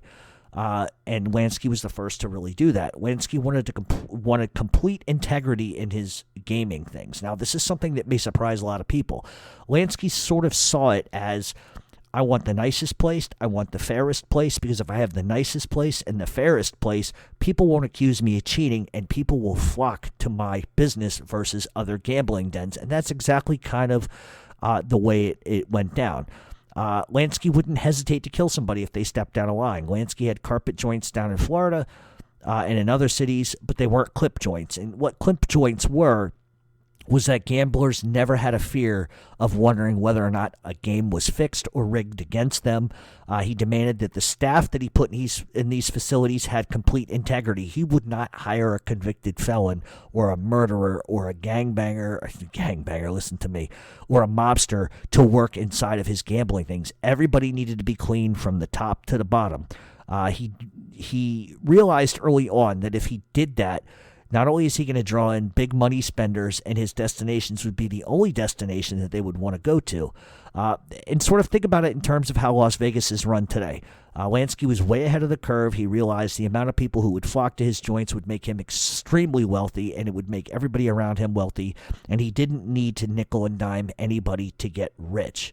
The bottom line was, the more people we have coming in, the more money we make, and that's fantastic. In the 1930s, Lansky and his gang end up getting involved in World War II issues. They would break up rallies held by the pro-Nazi German-American Bund. The Nazi German-American Bund was a group formed in 1936 by the Americans of German descent who favored Nazi ideals and a pro-view of Nazi Germany. At one particular event in Yorkville, which was a German neighborhood in Manhattan, Lansky and 14 associates laid the ass-kicking to the Germans. There was a stage which had swastikas all over it, a huge photo of Adolf Hitler. They had a speaker system, and they were screaming anti-Semitic things, very pro-Hitler things, and Lansky could hear the anti-Semitic slogans being chanted from down the street. So he grabs 14 of his associates, he goes down to the event, and they began beating the shit out of them. They threw some of them out of windows. They baseball batted some, and just tuned them up in every fucking way possible. The beating was fucking unreal. They were outnumbered 25-1, but were able to decimate them like that very quickly. The supporters were so scared they ran away, and Lansky was actually quoted in the New York Times as saying, "We showed them that Jews are not going to sit back and accept insults." There was never, ever another rally ever held there again by the Nazi Germany shitbag bunch. Also during the war, Lansky was very helpful on the war front by helping the Office of Naval Intelligence in an operation called Operation Underworld. Operation Underworld was simply the government recruiting mobsters to control the docks and ports, ensuing safety from the Nazis in German submarines. At the time, German submarines were seen off the East Coast, down in Virginia, North Carolina, etc. And Lansky pretty much brokered the deal with the government through a high-ranking U.S. Navy official. And the deal was pretty basic. It said if Meyer Lansky helped and Lucky Luciano helped, and Luciano was imprisoned at the time, that he would be re-released from prison early in exchange. The mafia would simply provide security for warships that were also being built on the docks in the New York harbor. So in 1946, Lansky goes to Lucky Luciano with this idea for a casino in Las Vegas. Many have argued whose idea it really was. Some have said it was Benny Siegel's, but the majority of people have agreed that it was really Lansky's idea from the very beginning. And the idea was very simple. They wanted a destination where people could gamble, people could enjoy the high life. It was legal there, and it would be close to Palm Springs in Hollywood, and it would be the destination that many would flock to, sort of a way station, if you will. His idea was to put Benny Siegel in to oversee the projects and the Mafia agreed to allow Siegel to venture out to Las Vegas and begin construction on what would be called the Flamingo. To show his faith, his friend Meyer Lansky would put his own money into the casino as a business investment to alleviate concerns on the Italians' end. One of the concerns on the Mafia's end was how Al Capone had been ensnared by the government in the form of the IRS. They never could catch Al Capone on a fucking thing except for tax evasion. And so one of the things the mob was concerned was, how are we going to filter the money? And Lansky's idea was to transfer illegal funds that were made by the casino into a Swiss fucking bank account where anonymity was guaranteed by the 1934 Swiss Banking Act. Lansky eventually bought an offshore account in Switzerland, which he would use to launder money through shell corporations and holding companies. So so what we're seeing here is Lansky was way ahead of the curve. Where do these big scumbag businessmen today put their money? Swiss bank accounts. Lansky was one of the first to do it, one of the first to recognize that that was the smartest move, and it insulated them from the government, which is what they wanted. Also in 1946, Lansky would attend the secret meeting in Havana, Cuba. The meeting, which has become known as the Havana Conference, was a meeting of the leadership in the American Mafia and Cosa Nostra leaders from Italy and Havana, Cuba. The meeting was arranged by Lucky Luciano, and the importance of the meeting was to discuss mob policies, rules, business interests, narcotics trafficking, and the meeting was held between December 22nd through the 29th in 1946 at the Hotel Nacional, which Meyer Lansky owned. Luciano Pryor was being held in prison doing a stretch between 30 and 50 years for pandering.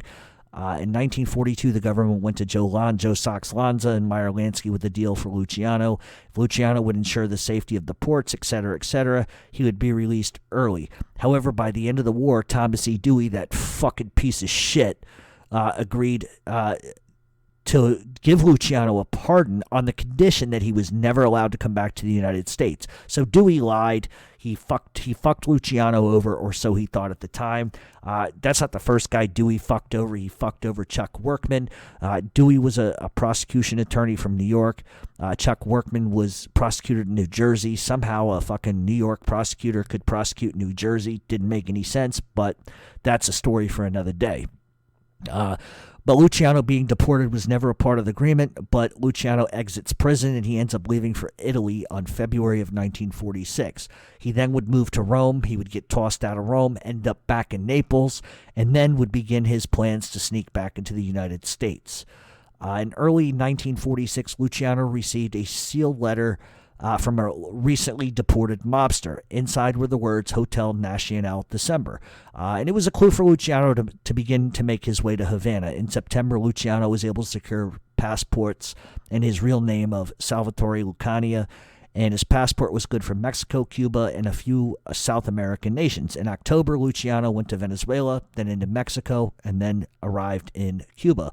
Lansky would meet Luciano on the docks. It was Lansky who arranged for his visas and everything else. Luciano called for a meeting, and Lansky offered Luciano a piece of the Hotel Nacional for $150,000.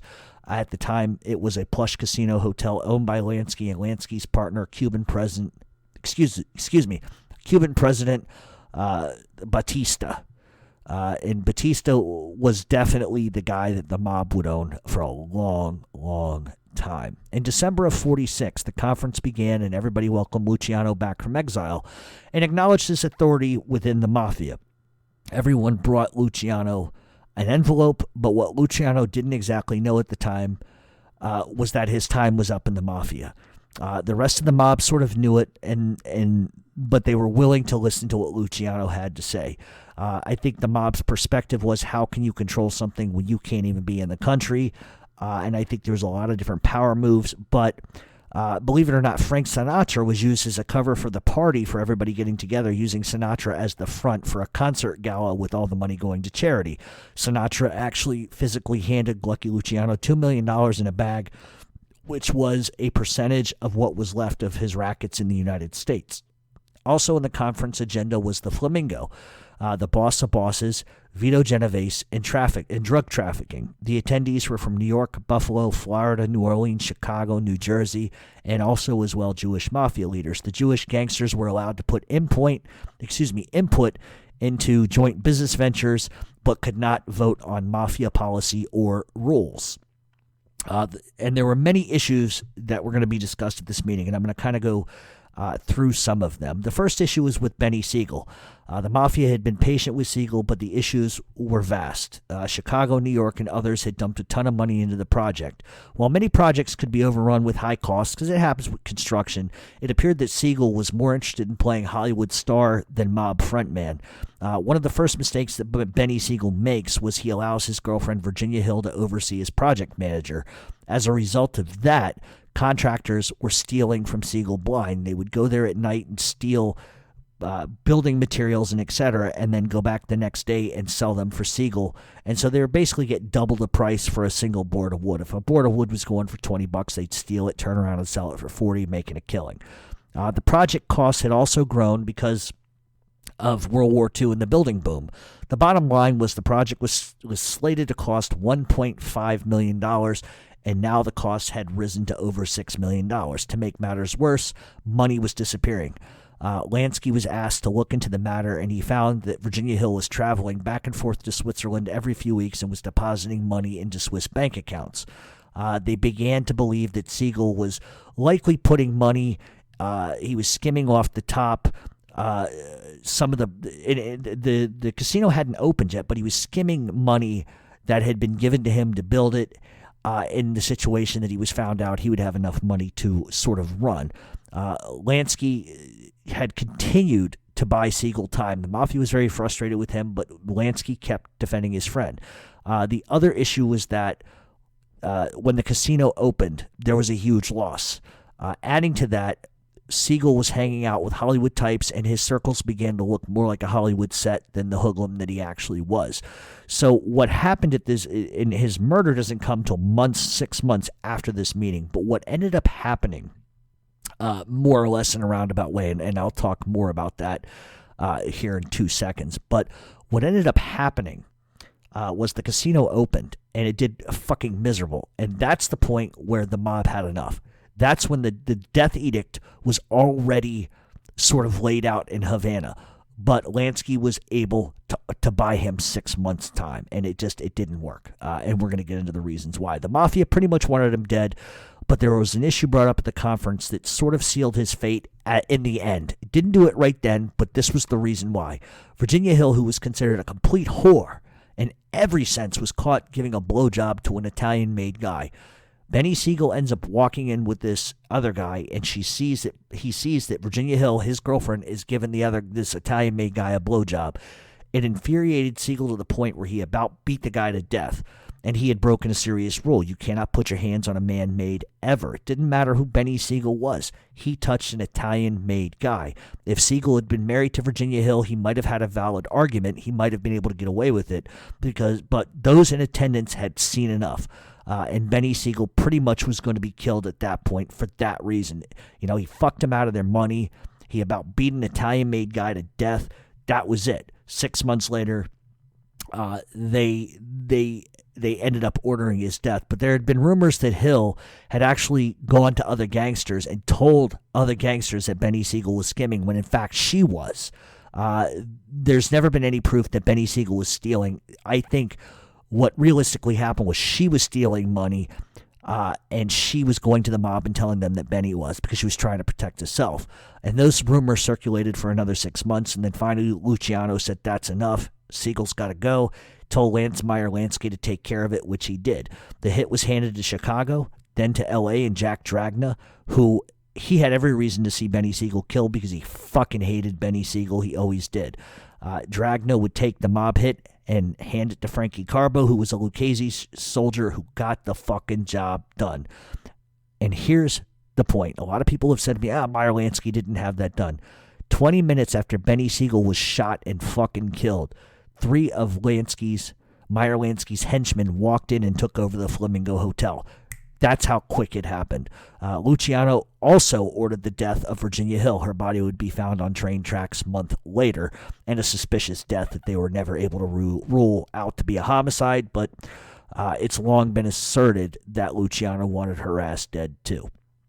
And I would always have to assume that Lansky probably handled that as well. The other thing on the menu of business in Havana was the boss of bosses. Now, Luciano had gotten rid of the boss of bosses rule because he believed it was better for everybody to have a say, which is, first of all, why he even invented the commission. He wanted everybody to have a say, not just one person to have power. If he did that, then Maranzano and Masseria, it would have been back to Masseria and Maranzano days, and that's why Luciano killed both of them, because he didn't think that that was really the way to go. And he felt that the trappings of one person running the show would just cause discontent, mistrust, and it would just create a problem. But the problem he had was with Vito Genovese. After Genovese returned from fleeing to Italy after a murder charge, he made it known he wanted to take over the Luciano crime family. He was pissed that he was only a captain, and he made no bones about wanting to kill both Luciano and Costello, who was now the de facto leader of the Luciano crime family. Frank Costello. Luciano realized that Genovese was a nutcase. He also knew that Genovese could garner support from the other families and he might be ousted, so he reinstalled the boss of bosses title to sort of keep control over the mafia and his own family. He recognized a fucking bug when he saw one. It was taken to a vote, and the first to agree was Albert Anastasia.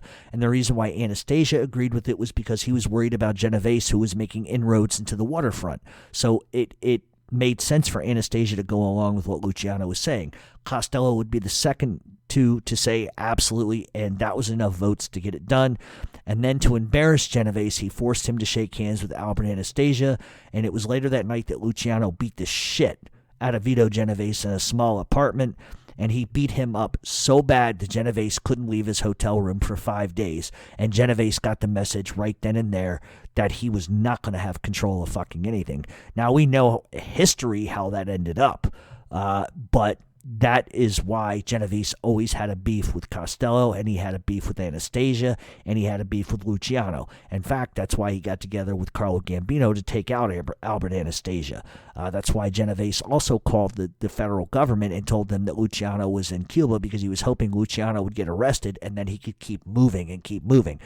Genovese was a snake in the ground, but ultimately Costello, who Genovese tried to kill by using Vincent the Chin Gigante, Costello would get even with him by getting together with Carlo Gambino, and they dropped a dime to the DEA on Genovese's drug operation, and he ended up going to a fucking warehouse to pick up his own drugs and gets arrested and ends up spending the rest of his life in prison. So there's a lot of different things, and we've talked about that throughout the last few months on some different shows, but ultimately you can see how that kind of ended up.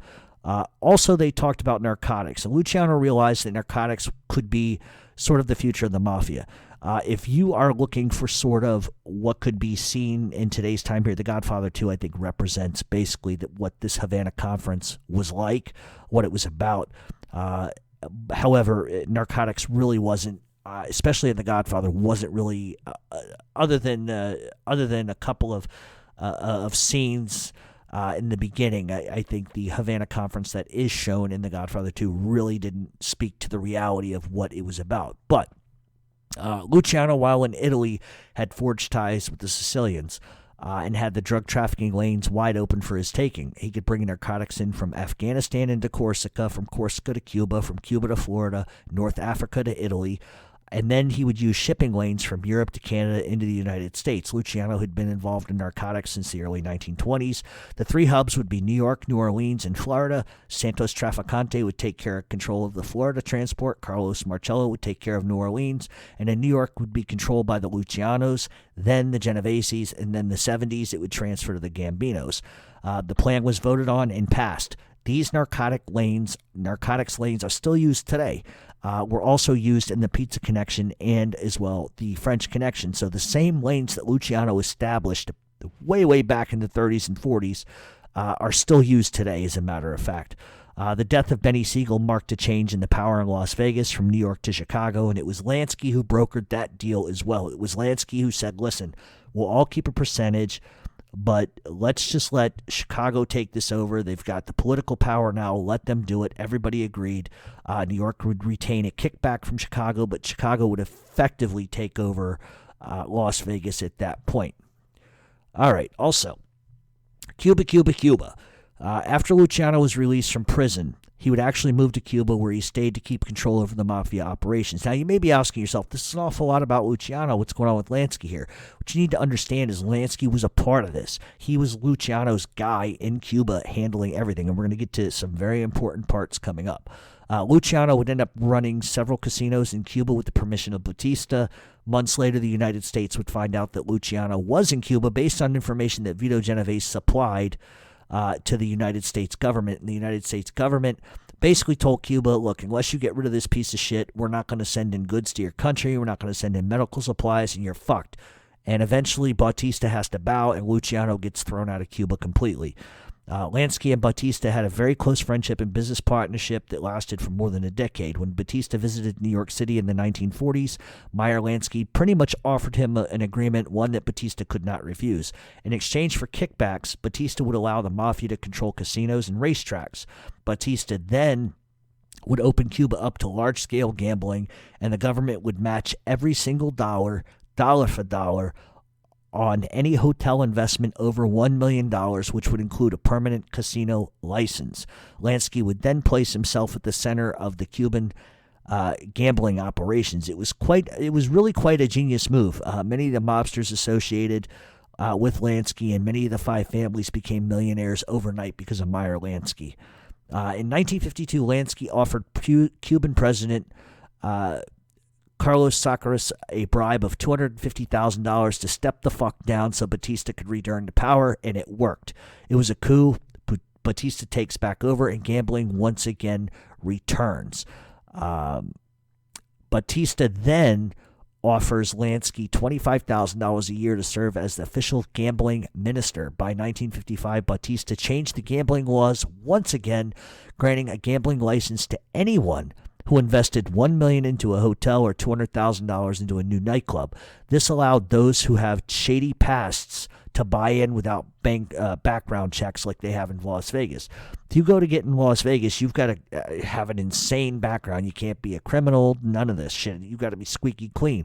But Batista regulated it to the point that narcotics traffickers could get in. Hey, as long as you're willing to invest $1 million into a hotel or $200,000 into a new nightclub, we'll let you get a gambling license. So it allowed all the criminal element to sort of flock to Cuba. They would even get a 10-year tax exemption, duty-free imports of furniture and equipment. The government would get $250,000 for the license, plus a percentage of profits from each casino. Cuba's 10,000 slot machines, even the ones that dispensed small prizes for children at county fairs and etc., were handed over to Batista's brother as a gift. And then Lansky would begin paying off politicians. So not only has Lansky completely manufactured how gambling is going to be done, it's done at really low cost to Lansky. It's done at low cost to the five families. It's allowed Cuba to make some money, but it's most importantly allowed everybody and their fucking mother with a criminal past into Cuba to really open up their own business. No matter how much Lansky put in, he could put in $1 million to a hotel. He's going to make 3 times that in 6 months. And it was a good deal for everybody. Lansky then set his sights on revamping the Montmartre Club, which became one of the best places in Cuba. He also wanted to put a casino in the Hotel Nacional and wanted to make luxury suites for high-stakes gamblers inside the Hotel Nacional. Ernest Hemingway complained opening about Lansky. Basically, Hemingway complained that there shouldn't be casinos. Lansky's a piece of shit. And because of his tongue, Hemingway had the shit beat out of him, and he was told to mind his own fucking business, and Hemingway never opened his fucking mouth again. The new casino would open to 55. It opened in 1955, and it was an immediate success. Lansky would go on to build over a dozen hotels and casinos and hotels and casinos in Cuba, and Lansky was making a killing, as was all of the mafia. Then 1959 happened. On New Year's Eve of 58, while Batista was preparing to flee to the Dominican Republic out of fear of Fidel Castro and his revolution, Lansky was celebrating his $3 million made in the first year of one fucking casino, and that was the Habana Riviera. That's just one of a dozen. $3 million. This is 1958, people. I don't even know what the inflation of that would be, but that's probably got to be $30 million. That's just one of 12 that he fucking owned, and that doesn't even account for the hotels. And there was always kickbacks in New York. The revolution began, and many of Lansky's hotels were destroyed and ruined. And January 8th of 1959, Fidel Castro marched into Havana and took over, setting up inside of the Hilton. Lansky had already taken off and left for the Bahamas. The new president, Manuel Leo, ended up closing the casinos. Castro then nationalized the hotels and casinos and banned gambling completely. Castro wiped out all the bank accounts owned by Meyer Lansky and the Mafia. Now you know why the mob wanted to kill fucking Fidel Castro so fucking bad. Lansky lost $30 million in cash and assets. Lansky then would ultimately be blamed for the fiasco, and he lost a lot of traction that he had within the Mafia because, he should have seen that coming, right? And I think the reason why they felt that way is because there were rumblings that Castro might take over, and they felt that the Mafia should have been able to control Castro, which they couldn't, and I think that they felt that Lansky should have pulled all their money out beforehand, before Castro even was able to do that. He would retain money from his Las Vegas enterprises, but really Castro effectively wiped the mob out of Cuba and wiped out Meyer Lansky. The next decade or so, Meyer Lansky would watch as all his old friends die, killed, and go to prison. The writing was on the wall, and he kept as quiet as possible, moving money and assets around from Switzerland through Vegas to Florida. While what happened in Cuba was innovative, it also destroyed Lansky's reputation in a lot of ways.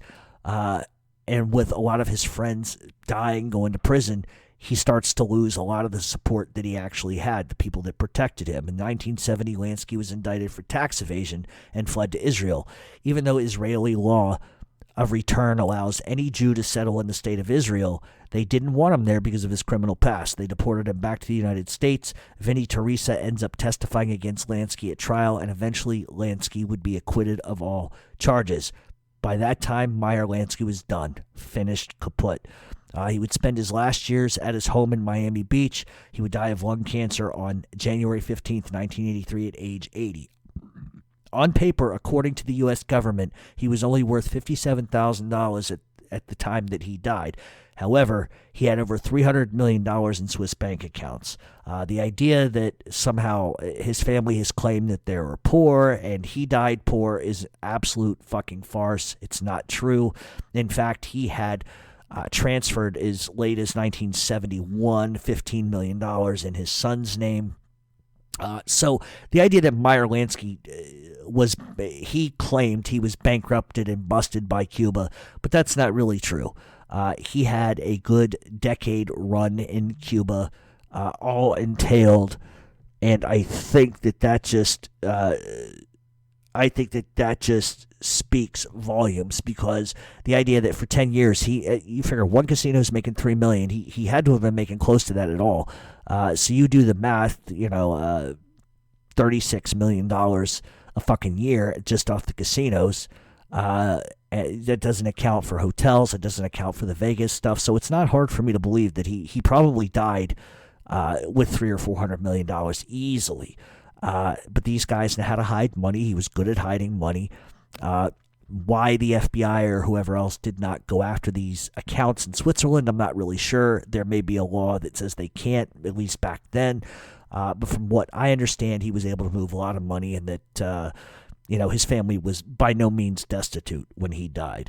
But if you look at Meyer Lansky's life as a whole, and what he was able to accomplish, coming from basically nothing to one of the biggest racketeers to ever have lived, and his sole skill wasn't necessarily I've always called him the mob's accountant. I think Selwyn Rabb said that he was overhyped and whatever, but I don't think that's true. The Mafia made a ton of money because of Meyer Lansky. Meyer Lansky was an innovator in every sense of the imagination, especially when it came to gambling. He was an innovator along with Luciano and Murder Incorporated, and helping Luciano structure the Mafia. So for anybody to say that Luciano or that Meyer Lansky on any stretch of the imagination was persona non grata or overhyped as a joke, Meyer Lansky was the Jewish equivalent to the fucking Godfather. He was the Godfather of the Jewish Mafia. He was incredibly skillful at putting illegal money into legitimate enterprises and making it work. And not only that, but Meyer Lansky made everyone around him rich. Everyone, not just himself, everyone. Luciano was a multimillionaire. All 5 families profited because of him. Lansky was, they call Luciano the godfather of the American Mafia, but I think you also have to put Meyer Lansky up there. He taught the Mafia how to fucking make illegal money and bury it into legitimate enterprises and get away with it. And that's what Meyer Lansky's gift to American Cosa Nostra was. And I think that Meyer Lansky also, not Benjamin Siegel, Meyer Lansky is the godfather of Las Vegas. He is the one that came up with the idea. He's the one that knew how to build a casino right and how to operate it right. He made the Chicago outfit millionaires. So you got to look at, when you gauge somebody and who they are, how many lives did he touch? How many ways was he able to make everyone around him rich? Now, if you use The Godfather 2 as a reference, Hyman Roth, they want to kill Roth because Roth is a backstabbing, double-dealing little fuck. And everybody knew it. And what? They blamed Hyman Roth for the Cuba invasion. So there's a little tongue-in-cheek truth to it. But the reality is that Meyer Lansky he was as feared as he was respected, because Meyer Lansky wouldn't hesitate to have somebody killed. But his direct thing was always about making money.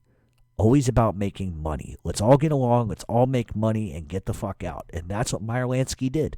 There's a reason why Meyer Lansky survived everybody else. It wasn't just because of his youth. It was because he was mutually respected by everybody around him, and he made everybody incredibly fucking wealthy and could keep his mouth shut. And that's what Meyer Lansky. He's the godfather of Las Vegas. I don't care what anybody says. He's also the co-godfather of the American Mafia and how they structured and how they operated. And there's a reason why he outlived everybody. There's a reason why he never spent a fucking day in jail. The guy was good. He knew what he was doing. And so that's sort of the story of Meyer Lansky. And I think that I'd love to see, there's a lot of mafia movies that are very, very artificial. And I would absolutely, absolutely love to see a true-to-life story about Meyer Lansky and what he really meant to the mob, rather than make it like, oh, he's just the Jewish kid, that was good with money. Because that's not true. He was as hardcore and ruthless as everybody else, and he wouldn't hesitate to kill. I mean, he killed Benny Siegel, and he had to go for a lot of different reasons. It might have killed, I think it was years later, Lansky said something to the extent of, if I had been in control, Benny Siegel would still be alive. And that says a lot. That shows you his forgiveness for what Benny Siegel did, but he also was a man of principle, and he wasn't ever going to speak out against that while his friends were alive, because Luciano was his friend and he understood business. Maybe he didn't agree with it, but he went along with it because that's what guys like that did. They towed the line, they stayed in line, and they did what was best for everybody. And that's sort of the story on Lansky. And I learned a lot of stuff about him I didn't know. And I think that guys like Lansky don't get the credit they deserve because they're Jewish. I hate to say that. There's a lot of anti-Semitic people, and I'm not saying that everybody that doesn't like Lansky is anti-Semitic. I just think that culture and society, typically, when you think of the mafia, there's Al Capone, there's John Gotti, there's, et cetera, et cetera. There's all these figureheads. And I think that there isn't such a preface on the Jewish mafia because I don't think people really understand how tough these men were. Chuck Workman, Jesus Christ, if you don't know who that is, my God, look him up. Charlie the Bug Workman. You will be fucking shocked at how powerful that guy was. A gangster is a gangster. It shouldn't matter whether you're Italian, Jewish, Korean, Chinese, Russian, whatever it is. You're gangster, you're gangster. But I think that Lansky never got the respect he really deserved. Now, I don't think he'd want to be publicized. I don't think that's what he would want. But I think at the end of the day, there's a lot of people that need to invest the time and read about him. And just don't take my word for it. Research yourself. It's a very interesting story. I have to marvel, despite what people are going to say about me. What I marvel most about people is when they have to do what they have to do, they're willing to do whatever they got to do, and they make something from nothing. And it wasn't just, oh, I'm making money, fuck the world. He helped a lot of people. And I'm not saying that forgives him for some of the bad shit he probably did. But at the end of the day, he made everyone around him wealthy. And that says a lot. That says a lot. He never got too big for his fucking britches. He knew where to stay, knew how to stay quiet. And I talk all the time about guys like Jimmy Burke and Joe Watts. These guys that, aren't made guys, but they're smart enough to know I'm going to make money, be respected, earn an incredible amount of money, but I don't need to have the fucking title. That doesn't make me special. In fact, that keeps me off the fucking radar. And that's what happened to those guys. That's what happened to them. Be smart, stay off the radar, make a ton of money, and be respected. You don't need the fucking title. The title's going to get you 20 extra years. And that's the reality. So, that was the Meyer Lansky show. Next week, we are going to do a new topic. And yes, people who are asking me about Detroit, you're going to get it. I'm going to bring Detroit out, the Purple Gang, and all that kind of good stuff. I'm just trying to sort of get this more structured to the extent of covering some lesser known names. I want to do Charlie the Bug Workman because I think that people will be very surprised at how strong some of these guys were. You know, you think of Luciano and Genovese and John Gotti and Paul Castellano and Carlo Gambino and Angelo Bruno. You think of Russell Buffalino and all of these big fucking names, Carlos Marcello, Sam Giancana, Al Capone. But sometimes some of these names that you really don't know were some seriously strong fucking people, and you'd never know it because you don't know to look for it. And I think that one of the strongest guys who had ties to Luciano and Rusty Rastelli and a ton of other people was Charlie the Bug Workman. I cannot say enough about that guy. In fact, there is a book that I am just now, hold on, I actually got to grab it. There's a book I'm finishing up. I'm pretty much done with it. It's called From Murder Incorporated to the PGA Tour, the remarkable story, untold story of Charlie the Bug Workman and his son, PGA Pro Chuck Workman. It's written by Chuck Workman with Peter Semino. Great book. If you don't know who Charlie the Bug Workman is, he was a big Jewish hitman, respected by all 5 families. His son, Chuck Workman, was a PGA pro who just recently died, God rest his soul. But his son's godfather was Lucky Luciano. You can't make that stuff up. You can't make that stuff up. He knew everybody from Albert Anastasia to all kinds of people. It's a fantastic book. If you get a chance, go out and grab it, read it. You're really going to like it. Once again, it's called From Murder Incorporated to the PGA Tour, the untold story of Charlie the Bug Workman and his son, PGA Pro Chuck Workman, written by Chuck Workman with Peter Semino. Fantastic book. Go out and get it. It's got some very, very historical stuff that is going to blow your fucking mind. I'm going to try to have Peter Semino on the show to talk to him. I was going to have Chuck Workman on the show, but he recently passed away, which is unfortunate because I think that would have been an incredible show. But, you know, timing is everything, I suppose. But run out and grab that book, and I think you'll really enjoy it. Also, if you want to know a little bit more about the Havana Conference in detail, there's a book by T.J. English called Havana Nocturne. One of the best mob books I've ever read in my life. It really breaks down the Havana Conference in minute details. You cannot get a better book on that. So if you're confused about the Havana Conference or you want to know a little more information, T.J. English wrote a book called Havana Nocturne. Fantastic book. Run out and grab it. It's one of my favorites. In fact, I have 3 copies of it, and I read it constantly back to. I've probably read it 20, 30 times, and it's one of those books you pick up, you can't put down. Gets into the mob politics, which is something that a lot of people don't understand.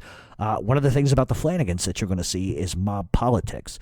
Nobody has ever really shown mob politics, and I'm going to do it. I don't think anybody's done it. Sure, it was on The Sopranos here and there, but not really how it is. And I think everybody's going to get a rare opportunity to see how that works. So, all that being said, send your threats, your complaints, your concerns to me at Real Mob Talk 7 over on Twitter. Check us out on Facebook, Mob Talk Radio. We will be back all next week with a brand new show. In the interim, if you got any questions, shoot them my way. Have a great week.